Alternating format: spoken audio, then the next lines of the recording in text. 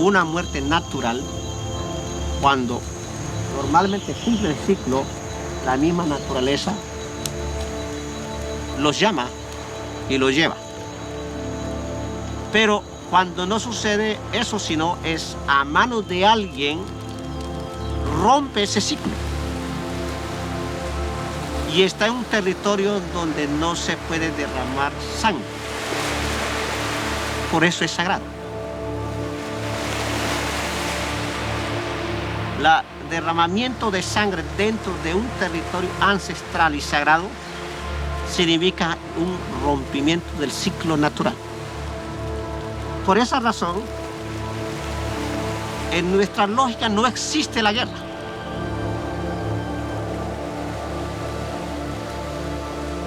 La transición es un paso, un cambio de un estado a otro. Es la transformación de la materia o de una idea, de un discurso, de un lenguaje.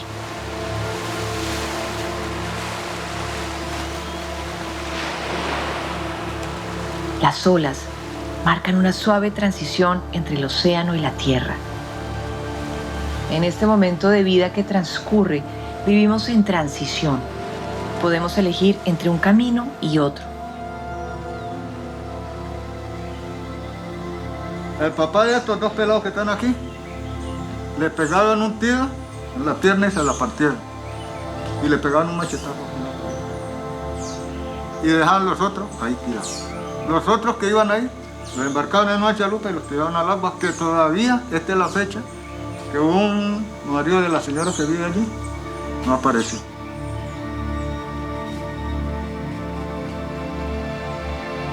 La historia que hoy conocemos del conflicto también se ha escrito por partes y se ha escrito de manera individual.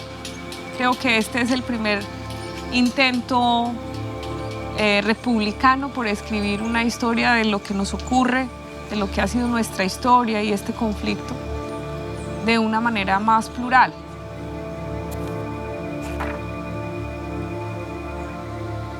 Y creo que nos merecemos una conversación más larga y tenemos una deuda de escucha los unos con los otros, profunda. ¿En qué consiste realmente este tema de la memoria y la historia en Colombia después de 15 años de nosotros estar con iniciativas de memoria? Hasta ahora nos estamos dando cuenta qué tan en serio es la memoria y la historia un campo de debates en este país.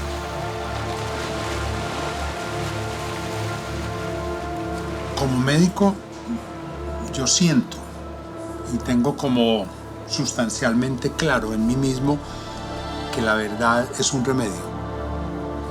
Lo creo firmemente. Un remedio en el sentido de que ayuda a curar. Destapar esa herida que nos va a oler a muchos en su momento, pero que tampoco la podemos tapar con una mano. Y destapando esa herida de las verdades profundas es que viene la curación. De resto no podemos continuar por 60 años más mirando sesgadamente ciertas verdades. Como país y como sociedad nos cuesta mucho reconocer la verdad y decirnos la verdad. Nosotros no tenemos enemigos, nosotros no estamos buscando enemigos, ni estamos buscando culpables. Nosotros no somos enemigos del ejército, ni somos enemigos de los empresarios, ni somos enemigos del presidente Uribe, ni del presidente Santos, ni somos enemigos de la FARC, ni somos enemigos, nosotros no tenemos enemigos, somos enemigos de la mentira. Llevamos muchos dolores por dentro y nos es muy difícil expresarlos con claridad y nos hemos hecho mucho mal unos a otros. Si nos decimos la verdad unos y otros, podemos realmente entender qué fue lo que nos llevó a que llegásemos a tener más de 9 millones de víctimas en Colombia.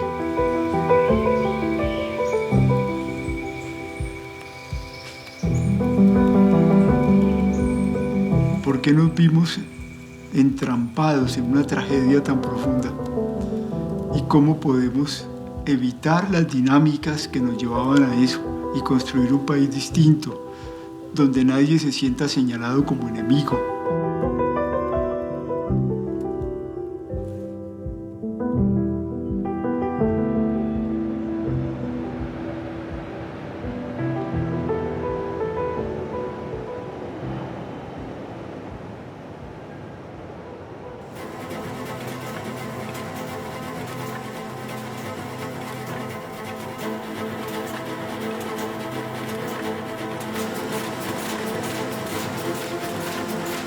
Tomamos la decisión de entrar a estos grupos paramilitares para que la guerrilla no se fuera a apoderar de la zona.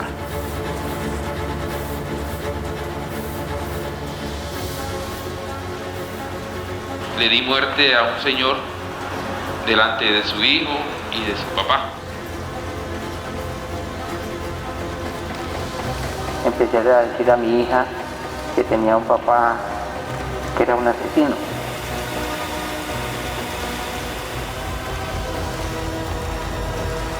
Yo sabía que iba a ser las muertes de esas personas, pero yo no sabía quiénes eran.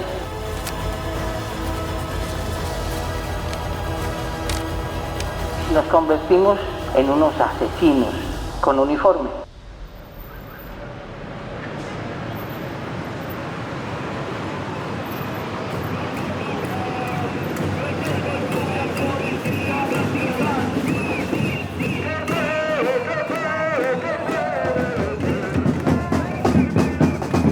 Con la firma entre las FARC-EP y el gobierno colombiano, el país debía empezar a transitar por nuevos caminos de paz. El siguiente paso era implementar el acuerdo entre ambas partes, pero en medio de ese prematuro anhelo de paz, los destinos del país caían sobre un partido político que siempre rechazó la negociación.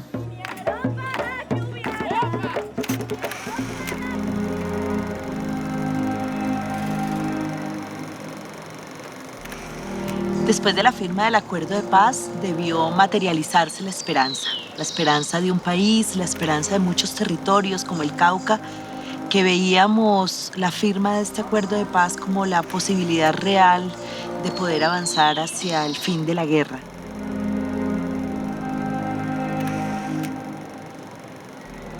Yo lloré, por supuesto, en esa firma.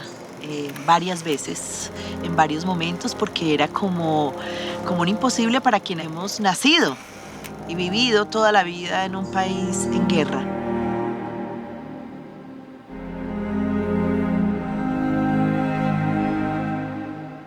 Lo que vino después, pues yo creo que marca mucho las dificultades que ha vivido, digamos, este proceso, los ataques que ha vivido este proceso y por supuesto las dificultades en la implementación de un acuerdo de paz que debió ser implementado, que debería ser implementado con toda la responsabilidad política que eso significó. Quienes tienen intereses en la guerra, tienen miedo a la verdad, tienen temor a la justicia, están todavía en el poder e hicieron un daño impresionante y lograron conmover o comprometer a sectores de la sociedad que uno dice cómo es posible que no estén del lado de la paz. Este es un país que ha permitido que se maten pobres campesinos, indígenas y negros porque es un país clasista, porque es un país racista, porque es un país de élites. La paz necesita una confianza política, necesita un mensaje político, necesita unos mensajeros, necesita una inspiración. Eso no está. Tenemos un gobierno que no cree en el acuerdo, entonces eso le va quitando el peso sencillamente al propio acuerdo.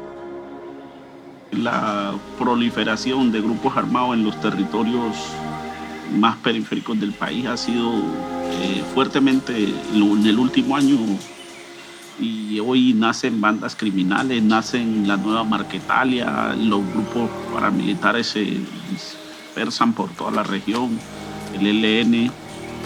Entonces las posibilidades de la reconstrucción de la verdad es muy difícil. La gente hoy tiene más miedo de hablar sobre lo que les pasó.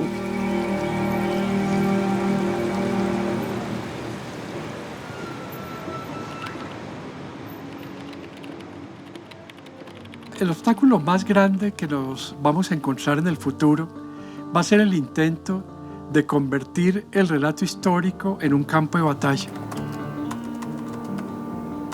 Y lo importante para el futuro, me parece, una Comisión de la Verdad va a ser que escuche a todos los sectores, que construya un relato histórico plural, escuchando muchas voces, y que permita que esa lectura plural sea compartida por la inmensa mayoría de los colombianos.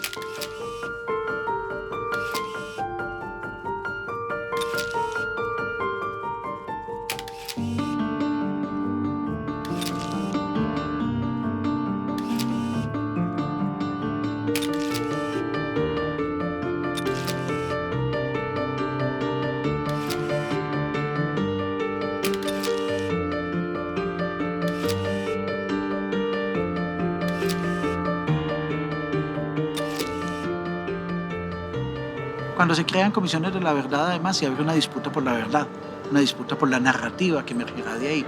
Y ahí confluyen diferentes sectores sociales, actores del conflicto armado, diferentes sectores que están involucrados en esto y que buscan incidir de diferentes maneras en la discusión. El padre Francisco de Ruth tiene hoy la misión para tratar de construir ese relato histórico. Hoy, lo revolucionario en Colombia, lo grande, ya no son más las armas, la revolución es la paz. Esta es una llamada para que la esperanza sea protegida y para que podamos realmente cultivarla y que este sueño tan grande de la paz y de la reconciliación sea realmente posible entre nosotros.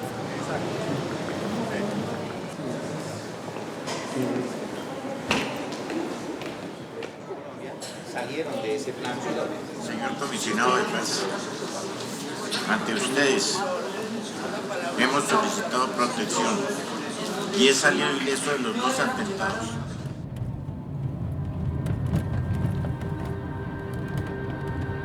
Yo considero que el reto más grande de la comisión es poder llevar al país a que se ponga en camino en la búsqueda de la verdad y que al mismo tiempo se ponga en el camino de la reconciliación. Juntar esas dos cosas no es fácil.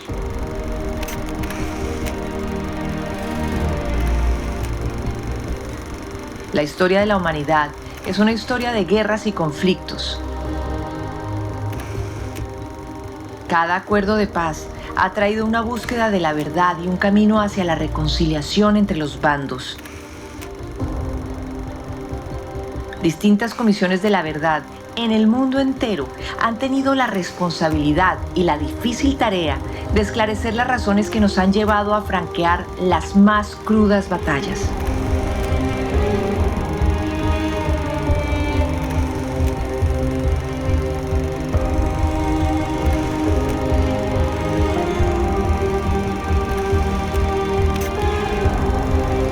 Es un reto que otras comisiones no han tenido y es que hemos tenido que trabajar en regiones donde todavía hay conflicto armado.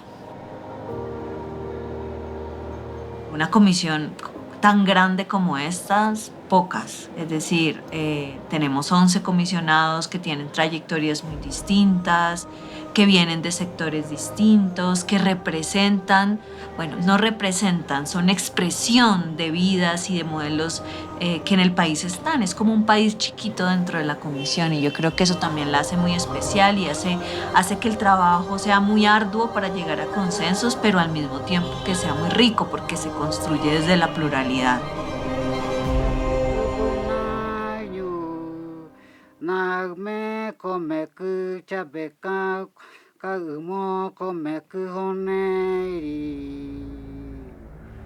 Todos los colombianos y colombianas tienen un origen indígena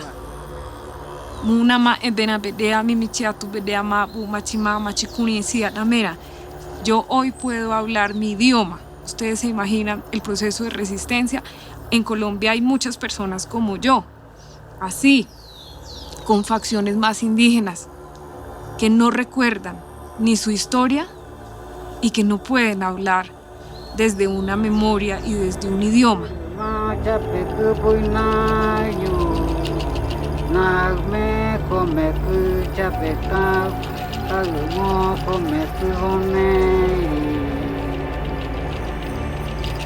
Los pueblos indígenas han padecido una violencia histórica, han padecido una violencia desde la llegada del periodo conocido como la conquista, la colonia, la república y hasta la fecha.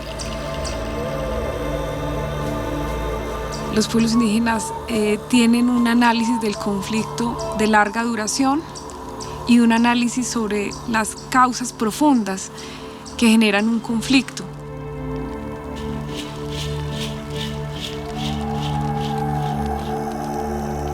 En este momento de la historia de la comisión, en un momento en el cual estamos construyendo una historia mucho más colectiva de qué nos ha pasado a nosotros como colombianos y colombianas y por qué tenemos un conflicto tan de larga duración, los pueblos indígenas y los pueblos afros traen una explicación que es principalmente uno de los vacíos históricos que nosotros hemos tenido en la explicación de la historia.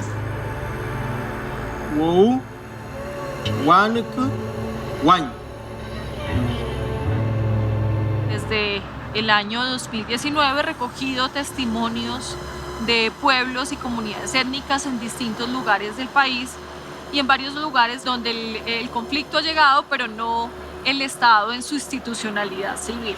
En el caso, por ejemplo, de la Amazonía o en muchos casos en el Chocó, pues no había llegado, o muy pocas instituciones habían llegado a estos territorios.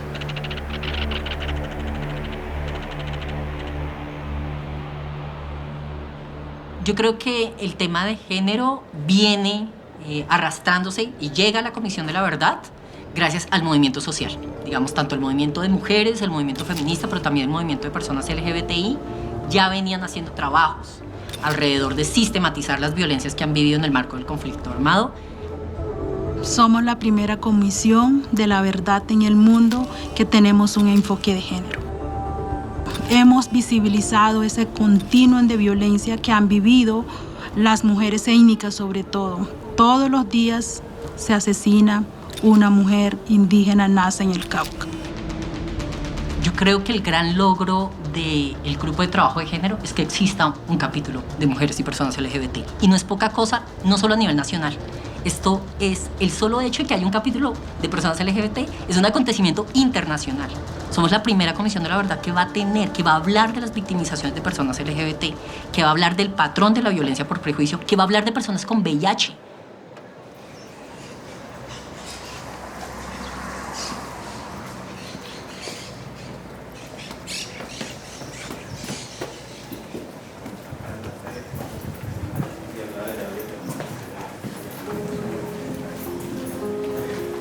Hay no solamente una invisibilización, sino una minimización de lo que significa el exilio, ¿no? Muchos me han dicho, el exilio es volver a empezar todo de nuevo, pero no desde los pedazos, porque a veces no hay pedazos, sino desde las cenizas.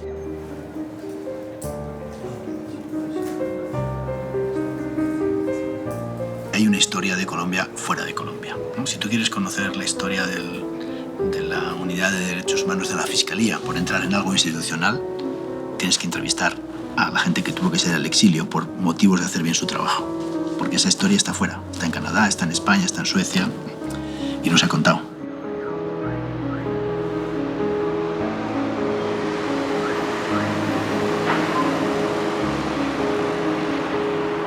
¿Cómo podemos reconstruir la confianza para volver a un sitio que nos sacó corriendo y que es poco lo que ha cambiado? Se ha llegado a un nivel, sí, esto es un resultado importantísimo de la lucha de mucha gente. Este lugar alto en el que hemos llegado gracias a una escalera de cadáveres y de vidas aplastadas. comisionado encargado, pues empecé a recorrer muchos países para tomar testimonios y empezar a poner como las bases del trabajo de la comisión en el exilio.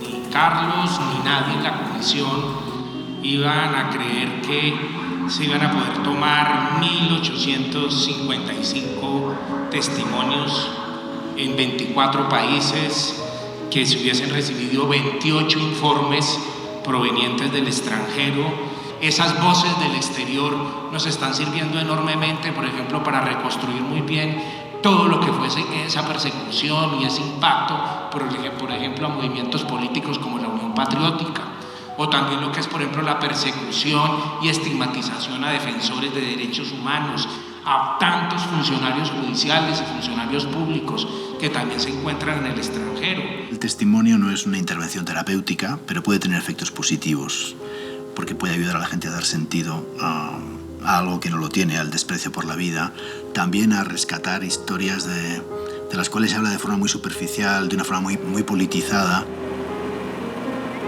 La historia profunda de lo que nos pasó está en los territorios, en las comunidades más alejadas. La búsqueda de la verdad llevó a la comisión a diseñar una estrategia que garantizara una presencia en todo el territorio nacional. 20 casas de la verdad fueron desplegadas en distintas regiones y equipos de trabajo navegaron ríos y penetraron selvas para escuchar los relatos y las voces de quienes vivieron el conflicto. El país se ha escrito, se ha pensado desde el centro hacia la periferia, uniformando la diversidad. Hoy, la Comisión de la Verdad viene haciendo un trabajo en dirección a pensar, a ver, a escuchar los territorios. Es decir, que podamos desde las regiones, desde la periferia del país, contarle a Colombia, contarle a las comunidades, contarle al mundo lo que aconteció. La verdad se busca en las personas, en las comunidades, en los colectivos, pero también en los paisajes, ¿no? Estos paisajes cuentan historias.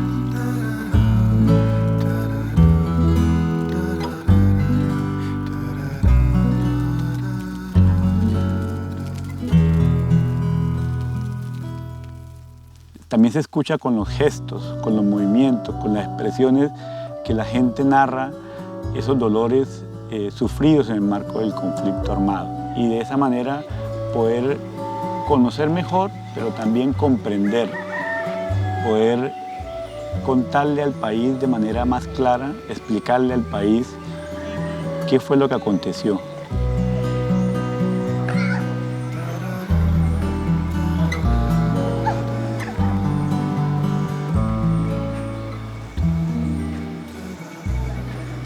Es un reto permanente porque es también hallar pues unas realidades que uno por muchos años se ha negado, de que pues este conflicto lo hicieron colombianos y afectaron colombianos, y a veces encontrarse uno con ese país que muchas veces lo ve uno tan lejano, pues es bastante complejo. Yo creo que es un proceso también de sanación para muchos de los que trabajamos en la comisión, de también pues darle explicación a cosas que a veces no tienen explicación de por qué ocurrieron, y es un reto diario por encontrarse esa realidad tan dura y tan difícil de la guerra en este país. Cuando ya me volteé, entonces ya miré el reguero de muertos, chinos sobreviviendo también, pidiendo auxilio, se morían unos ahí, otros se paraban, se ponían la mano por ahí, yo les gritaba que no me dejaran solo y se caían y se morían.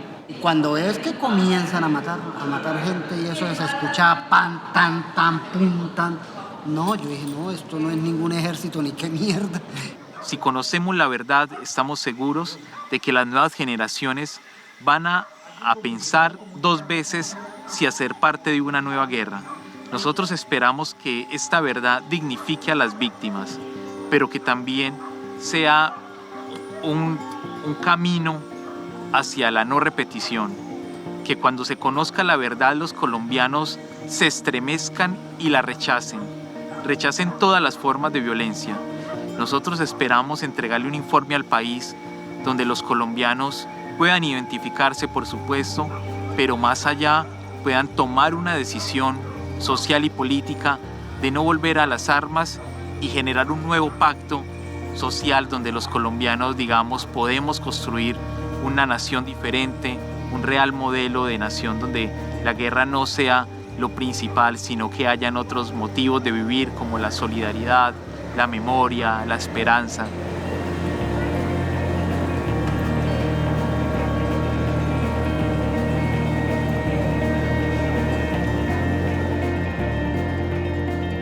Yo nunca he trabajado con responsables, yo siempre he trabajado con víctimas. Es más, yo hago el trabajo con responsables por trabajar con las víctimas, porque las víctimas no logran sanarse emocionalmente si no conocen una verdad transformadora. Construir un relato completo de lo sucedido durante más de 5 décadas de guerra en Colombia iba más allá de escuchar a las víctimas y a los responsables. Las voces y relatos de otros sectores de la población eran necesarias. Expresidentes, empresarios, periodistas se acercaron a la comisión y contaron su verdad.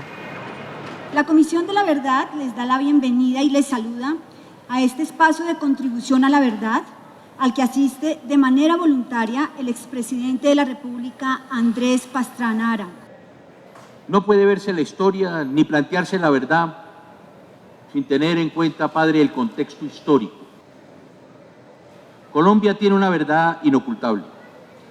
Existe un estrecho vínculo entre el narcotráfico y la violencia. El acelerador de la reactivación metastásica del conflicto tiene mucho que ver con los dineros de la droga, la presencia de la droga, la presencia de los grupos paramilitares, y creo en una estadística que dice que de cada 10 países que tienen problemas del narcotráfico, que han iniciado procesos de reconciliación, 8 han fracasado. Ya hay unas relaciones, hay unas pistas, hay unas aeronaves. Bueno, la verdad tiene que contribuir a generar a elevar unos niveles de conciencia, a elevar el diálogo, a encontrar las razones y no los culpables. Yo creo que eso es tal vez lo más importante.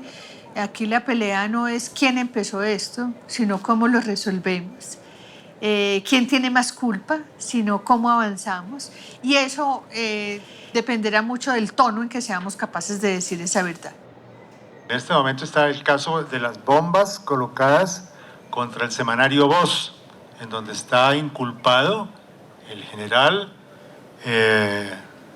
Mario Montoya, desde luego, quien ha estado compareciendo, entiendo, a la JEP.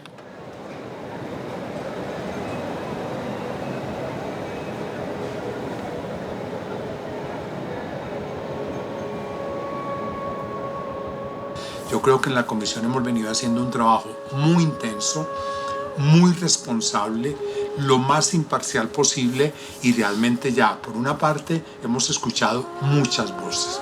Nosotros tenemos ya un acúmulo muy respetable de entrevistas, tanto individuales como colectivas. Nosotros hemos recibido ya más de 200 informes de distintas organizaciones y casi que cada día nos están entregando informes. Ayer las mujeres nos entregaron un informe valiosísimo sobre el problema de violencia contra las mujeres en el conflicto. Hay entrevistas, parce, como, no sé, la de la vez pasada, como una mujer que había sido como desplazada varias veces, amenazada, violentada, y estaba en el Meta, mataron al hermano con sevicia total, así post-mortem, el cuerpo redestrozado.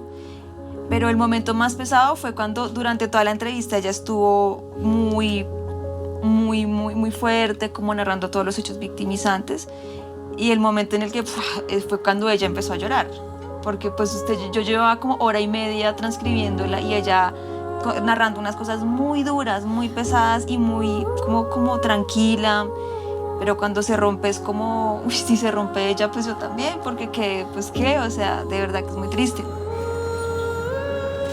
Siento como campesina que nací en una violencia y estoy muriéndome de viejita y estoy viendo la misma viejoncia.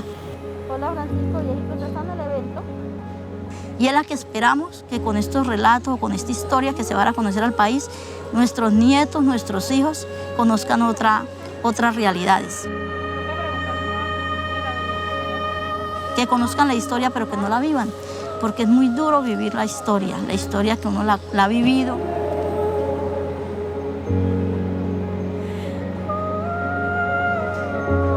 Algún día, estos líderes y lideresas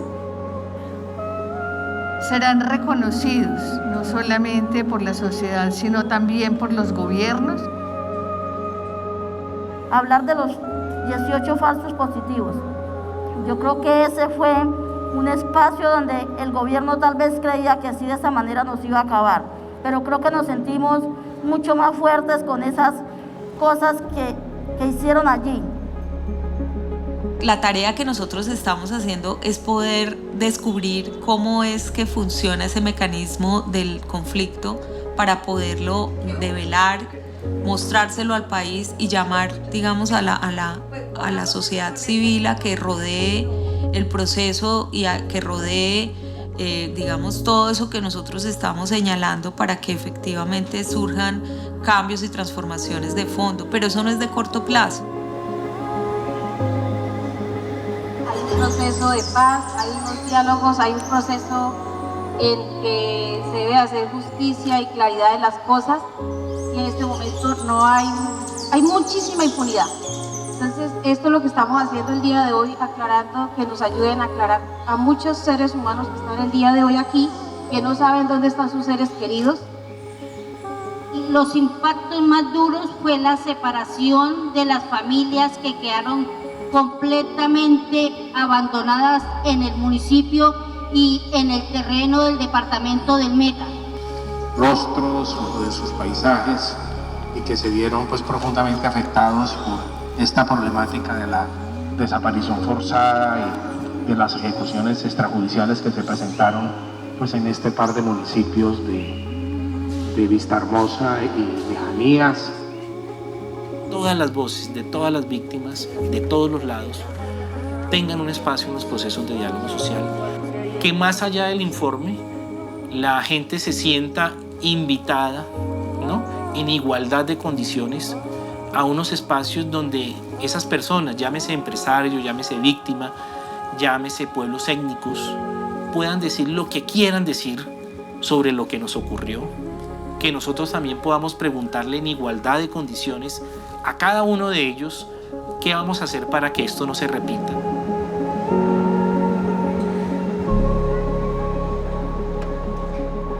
Para ninguno de nosotros ha sido una noche cualquiera. La pandemia del coronavirus ha tocado nuestras vidas. Vemos imágenes de muchos lugares del mundo. Notamos que hay conteos permanentes de nuevos casos y presenciamos en las redes sociales todo tipo de reflexiones que alimentan nuestras preocupaciones.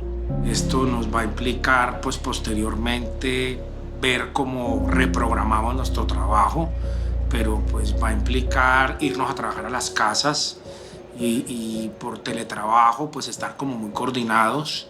Intentaremos no frenar, meternos en las casas, hacer cuarentena, pero realmente significa un frenón porque toda la actividad colectiva, todo lo que son reuniones, todo lo que son eventos se para y eso en términos del tiempo que tiene la comisión es brutal, sobre todo porque no sabemos cuánto va a durar esta crisis.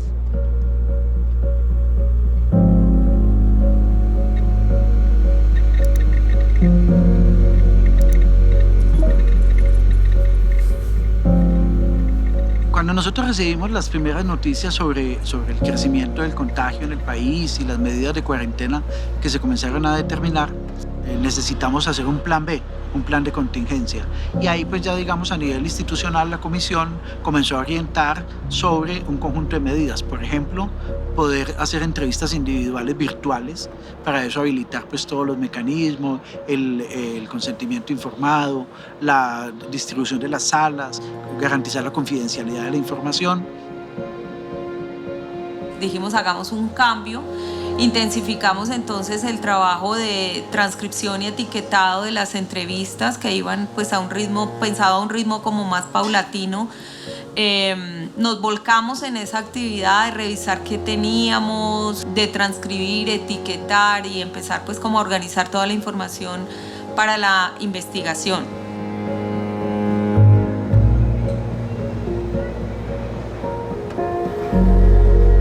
Agradecerle que haya tenido la grandeza en medio del enorme sufrimiento y del clamor de justicia que hay en las familias y en su familia, de estar aquí y acoger este acto de reconocimiento de responsabilidad. Aquí, mirándolos de frente, venimos a reconocer el asesinato del profesor Jesús Antonio Bejarano por parte de un comando de la FAREP, a hacernos responsables del dolor y daño causados a su familia. Como país y como sociedad nos cuesta mucho reconocer la verdad y decirnos la verdad. Primero porque llevamos muchos dolores por dentro y nos es muy difícil expresarlos con claridad y nos hemos hecho mucho mal unos a otros.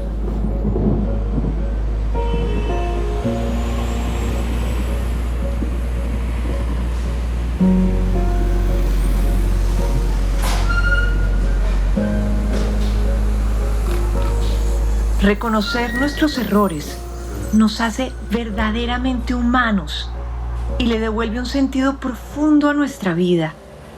Para muchos, es el primer paso en el largo camino hacia la reconciliación y la no repetición. A lo largo de estos 3 años, la comisión dinamizó cerca de 50 encuentros entre víctimas y responsables.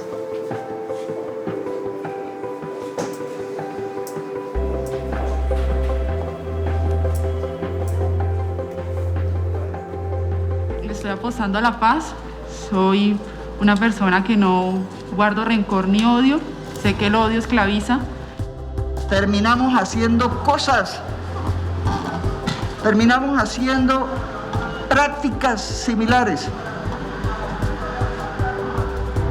que realmente se apartan de nuestra fundamentación política, de nuestros ideales políticos.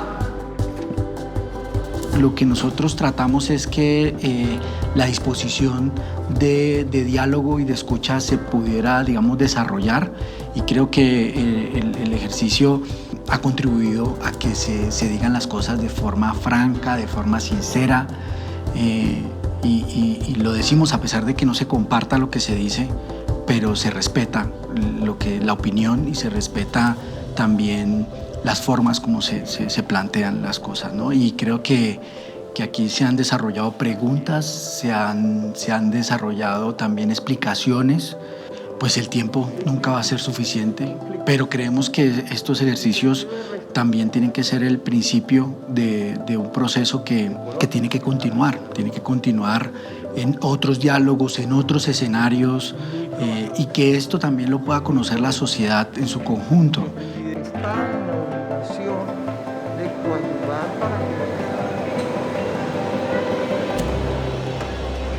La idea es que sean, no sé, creo que unas 5 o 6 personas o menos, ¿cierto? No sé, de FARC directamente, y ellos vienen con un equipo que son como sus acompañantes. Así como nosotros los acompañamos a ustedes, ellos tienen unos acompañantes, que son 4 personas que se van a venir, pero ellos no van a hablar ni están en el círculo, ellos van a estar en un lugar ahí, aquí en el salón, pero los vamos a sentar en otra parte ahí calladitos, prestando atención y tomando nota. El perdón no se puede planear.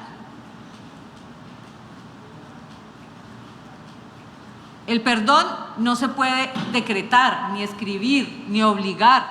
Pero gracias a Dios que le pido fortaleza, me dé fortaleza y por estar aquí vivo y contarle, como se dice, al país, al mundo. ¿Qué explicación puede uno darle a la gente? ¿Qué le puede responder a esa señora que dice por qué mataron a mi hijo de 16 años? Es que no hay respuesta.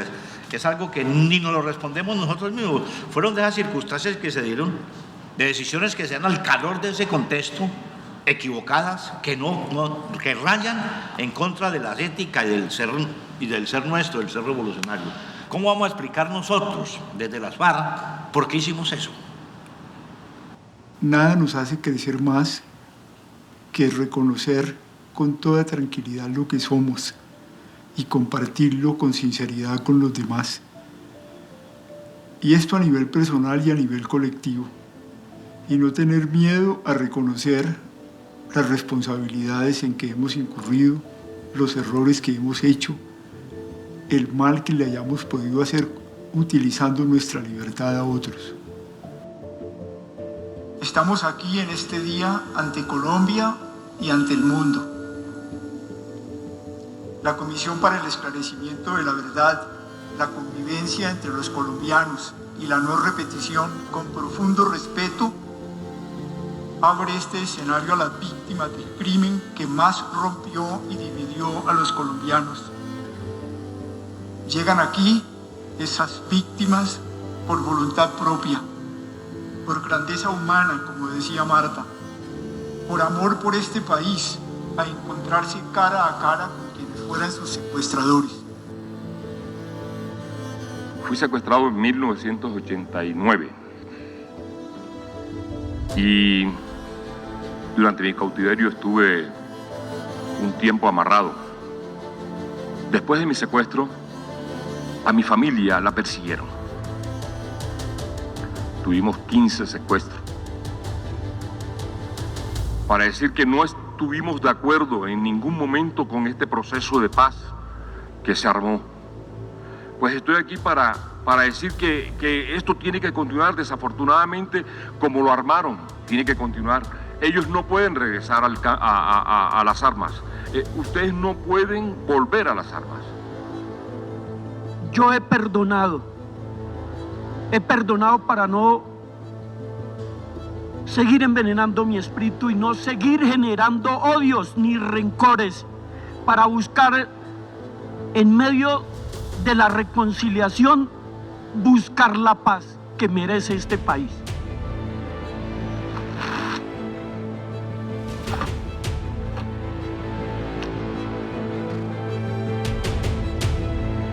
Quiero, con respeto,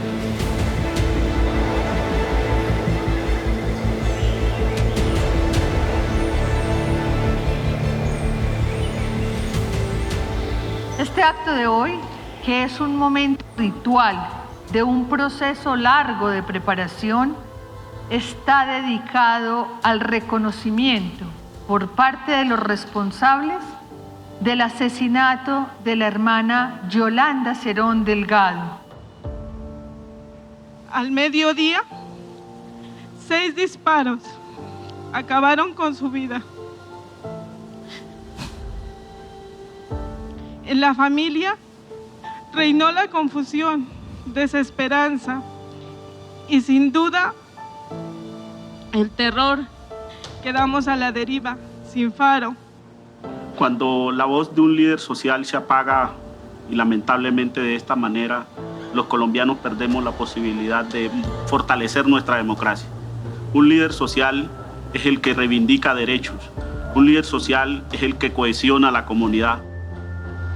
Hoy, de manera voluntaria, Guillermo Pérez Alzate, quien fue el máximo comandante del Bloque Libertadores del Sur, conocido en la guerra como Pablo Sevillano, hará un reconocimiento de responsabilidades por el asesinato de la hermana Yolanda Cerón. Pedirle perdón a las víctimas y a los familiares de una mujer que se entregó por completo a servirle al prójimo. No, la hermana Yolanda Cerón no era guerrillera, fue una gran líder social que no merecía morir de la forma en que se hizo. Todas las vidas humanas tienen el mismo valor, pero asesinar a una líder social es terminar con el buen vivir de las comunidades. Desde el año 2001, alrededor de 4.500 líderes del tamaño de Yolanda fueron asesinados en este país porque luchaban sin armas, luchaban convencidos de que la guerra no era el camino, luchaban apasionados por sus consejos comunitarios y sus resguardos indígenas. Todos los días luchaban con la ilusión de que un día iba a ser posible la paz en Colombia.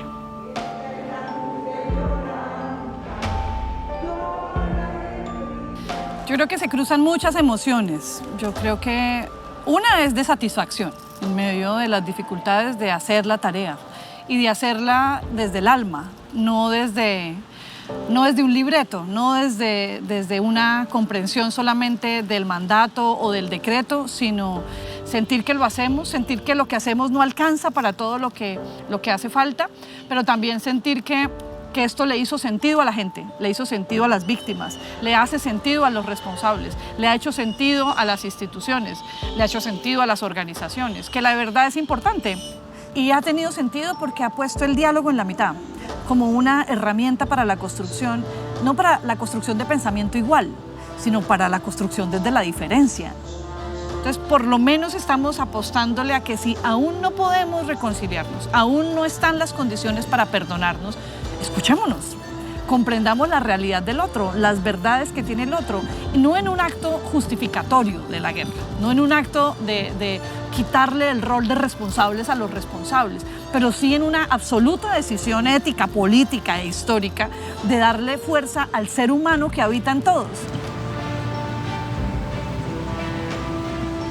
Yo quisiera con ustedes, queridos amigos y amigas, compartir un momento el desafío que para nosotros la Comisión de la Verdad, mi Comisión de la Verdad, como me decía Alfredo, nos ha quedado en este momento. Porque Alfredo vivió con nosotros estos 2 años, luchó con nosotros estos 2 años para que hiciéramos lo que él sentía que debemos hacer por Colombia. Y nos estaba pidiendo continuamente, dejémonos de reuniones y de plenos, y dejémonos de eventos, y vamos directamente a las personas, a donde está el dolor del conflicto interno colombiano. Pues fue muy duro perderlos, sobre todo por lo que ellos dos representaban. Para mí, por ejemplo, Alfredo era muy importante porque Alfredo siempre fue la bandera de lo territorial en la comisión. Alfredo siempre pensó y siempre dijo que la comisión tenía que hacerse en los territorios, hablando con la gente, como había sido su historia de vida y de trabajo. Nosotros los afros tenemos claro que el tema del racismo, la discriminación racial, es histórica. Ángela era como la expresión de las víctimas en la comisión. Ella era una mujer negra, hecha en la región, con la gente, víctima ella misma en su vida, pero con esa valentía de salir adelante, con además una alegría. Ella era feliz. Hacer un diálogo intergeneracional.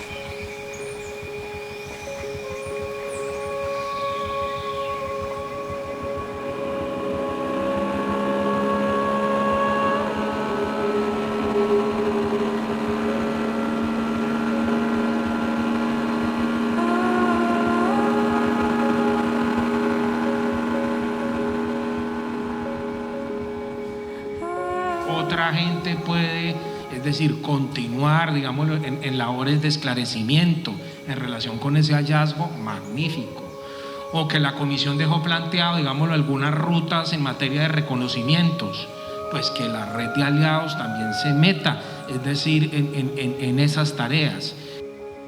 Tenemos la meta de entregar un informe que va a contar a partir de unos patrones, de unos casos, el por qué nos ocurrió, ¿sí? De qué tamaño es la dimensión, pero también cuáles son los caminos de superación. Pero lo otro muy importante que nos lo recuerdan todas las experiencias, ¿sí? Y es de qué se va a acordar la sociedad sobre la Comisión de la Verdad. Yo creo que el trabajo de la comisión, lo que hemos hecho en reconocimiento, por ejemplo, a mí me parece muy importante. Es decir, los espacios que se han promovido donde las víctimas se han podido encontrar con los responsables, se han podido decirles, han podido escuchar la verdad que esperaban, han podido desde ahí construir pactos de convivencia con ellos, acuerdos de cómo seguir adelante. Yo creo que esos procesos son para toda la vida, es decir, eso sana las regiones, sana las relaciones que se han roto con la guerra. Poder trasladar todo el conocimiento que hemos acumulado, invitarlos a que vayan a la página web, invitarlos a que lean cosas, invitarlos a diálogos. Yo creo que la invitación es hacer una reflexión de país, una reflexión colectiva. Y sobre todo creo yo que el objetivo es cerrar, ir cerrando, porque ni siquiera es un cierre definitivo, pero sí es parte de un cierre que esta sociedad necesita hacer de la violencia. ¿Quién más que el equipo y toda la gente que trabajó esto para irle a devolver esto a los procesos y decir, así lo entendimos, así le entregamos la multimedia y así fue la narrativa? 3 años es muy poco para la cantidad de cosas que estamos buscando y para tanto dolor de cerca de 9 millones de víctimas. Pero lo que sí podemos hacer en estos 3 años es acercarnos a casos particularmente significativos y encontrar verdad de esos casos. Las recomendaciones tienen que, posiblemente no lo expresen directamente, pero si no nos vamos a cambios estructurales de fondo, yo no creo que se pueda conseguir el objetivo de paz. Es decir, cambios que toquen la desigualdad en el ingreso, la dominación del narcotráfico sobre la sociedad. Nosotros vamos a dejar muchas preguntas al país porque no alcanzamos a encontrar la respuesta, pero que si se sigue avanzando hacia allá, se puede seguir profundizando en la verdad.